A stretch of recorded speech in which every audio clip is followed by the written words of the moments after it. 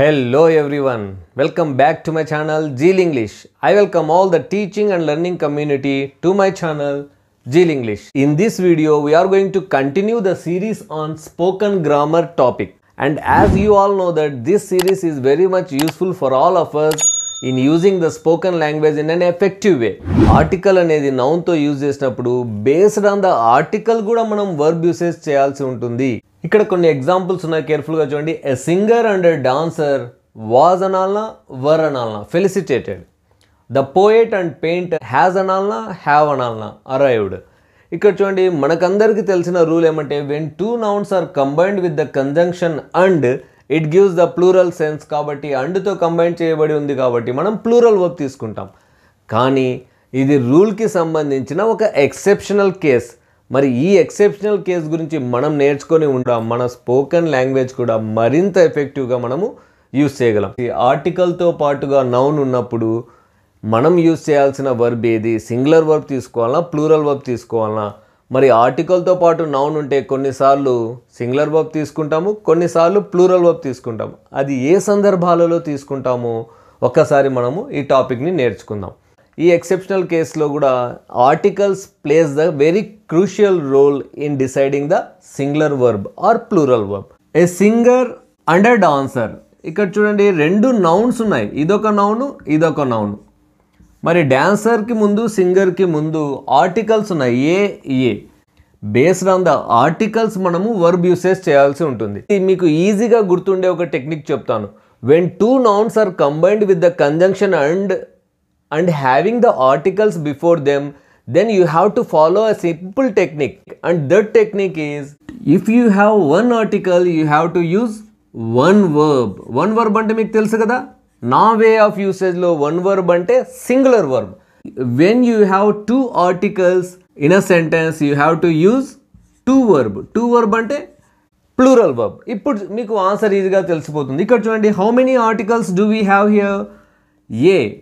ఏ 1 plus 1 2 articles ఉన్నాయి. ప్రతి నౌన్కి ముందర, ఈ నౌన్ సింగర్ అనే నౌన్కి ముందర ఒక ఆర్టికల్, డాన్సర్ అనే నౌన్కి ముందర ఒక ఆర్టికల్. అలా రెండు నౌన్స్కి ముందర ఆర్టికల్స్ అనే సెన్స్ మనకేం తెలుస్తుందంటే ఇక్కడ ఇద్దరు డిఫరెంట్ వ్యక్తులు అని తెలుస్తుంది. ఇద్దరు డిఫరెంట్ వ్యక్తులు కాబట్టి మనం ఇక్కడ 2 ఆర్టికల్స్. సో 2 ఆర్టికల్స్ 2 వర్బ్ అంటే ఇక్కడ మనము ప్లూరల్ వర్బ్ తీసుకోవాలి. చూడండి, a singer and a dancer were felicitated. Next sentence, the poet and painter has or have arrived. Nouns ఉన్నాయి ఇక్కడ, పెయింటర్ అనే నౌన్, పోయెట్ అనే నౌన్. మరి పోయెట్ అనే నౌన్ ముందర ఒక ఆర్టికల్ ఉంది, ద. మరి పెయింటర్ అనే నౌన్ ఎదురుగా we don't have article here. ఈ సెంటెన్స్లో ఎన్ని ఆర్టికల్స్ ఉన్నాయి? Only one article indicates that ఈ పోయెట్ అనే వ్యక్తి, పెయింటర్ అనే వ్యక్తి సేమ్ పర్సన్ అని అర్థం.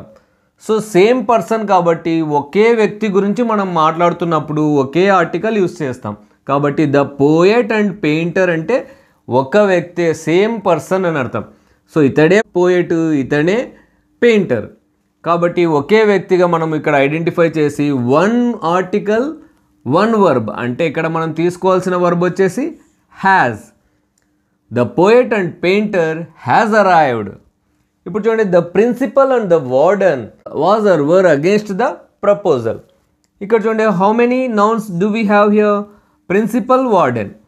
ఈ రెండు ప్రొఫెషన్స్ ఉన్నాయి.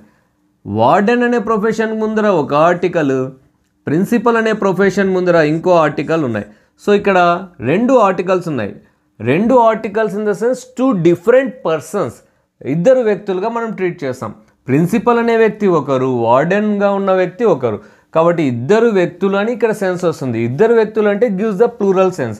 సో మనం దీన్ని సింపుల్గా ఎలా గుర్తుపెట్టుకున్నాము? 2 ఆర్టికల్స్ 2 వర్బ్ అంటే ప్లూరల్ వర్బ్. ఇప్పుడు చూడండి, the principal and the warden were against the proposal. ఇప్పుడు దీనికి ఆన్సర్ మీరు ఈజీగా చెప్పగలరు. The CEO and chairman has అనాలనా హ్యావ్ అనాలనా? చెప్పండి. Chairman, CEO. మరి ఇక్కడ ఎన్ని ఆర్టికల్స్ ఉన్నాయి? Only one article gives the sense that he is the person who works as a CEO and chairman. రెండు పొజిషన్స్ ఒకే వ్యక్తికి సంబంధించి సూచిస్తుంది అంటే ఒకే పర్సన్ ఇక్కడ. సో సిఇఓ ఇతడే, చైర్మన్ ఇతడే అంటే ఒక్కరే వ్యక్తి. One article gives the sense that one verb. So ఇక్కడ మనం హ్యాస్ తీసుకోవాలన్నా హ్యావ్ తీసుకోవాలన్నా the CEO and chairman has issued summons to raise interest. ఒకే వ్యక్తికి సంబంధించి 2 ప్రొఫెషన్స్ ఉన్న సందర్భంలో మన స్పోకెన్ ఫార్మాట్లో మనం ఎలా మాట్లాడాలో ఈ వీడియోల ద్వారా మనం నేర్చుకున్నాం. ద కరెస్పాండెంట్ అండ్ టీచర్ అన్నప్పుడు how many articles we used here? Only one. Only one gives the sense that one person. Correspondent అతడే, టీచర్ కూడా అతడే.